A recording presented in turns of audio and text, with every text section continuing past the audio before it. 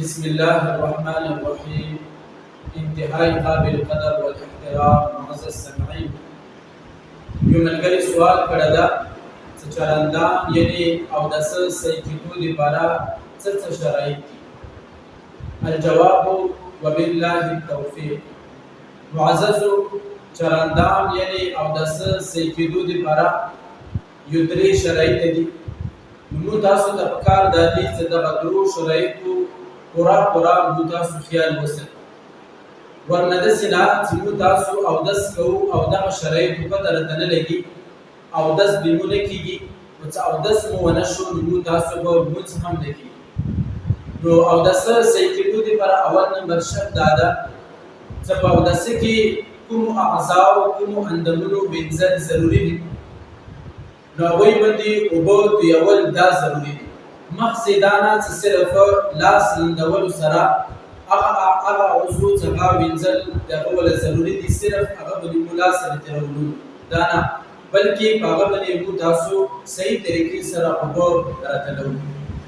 او دویم نمبر شرط دا ده چې په اودسه کې کوم یو عضو وینځل ضروري دي، په هغه عضو کې داسې یو شی موجود نه وي په هغه اندام باندې چې هغې د وجې نه څرمنې ته اوبه نه راسي. مثال کے طور پر دغه نوک ته د دې وینځل هغه ضروري دي.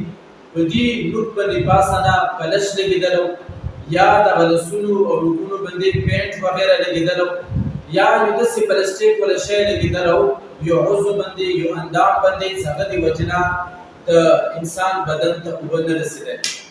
نو که چېرې دغه طریقې سره حایل موجود وي، داسې شی موجود وي چې هغه د وجې نه اوبه څرمنې ته نه رسي، نو لہذا دغه شی موجودګۍ په حالت کې د انسان اودس پیرېږي. او دریم شرط دا ده د اودس صحیح کېدو دپاره چې که چېرې انسان اودس کوي د اودسه په اندر یعنې اودسه په منځ کې، یعنې مثال کے طور پر سړی دغه خپل لاسونه یعنې مټې وینځي یا مسح کوي، په دې ټیم کې داسې یو شی موجود شولو چې هغې د وجې نه د انسان اودس ماتېږي.